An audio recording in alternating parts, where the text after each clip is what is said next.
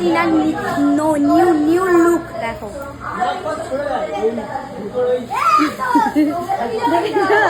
কত সুন্দর দেখতে লাগছিল।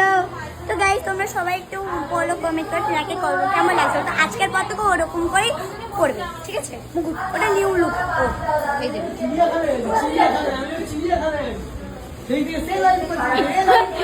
এই কি বলছো তুমি?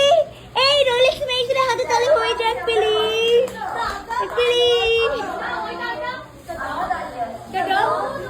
ও দাদা দাদা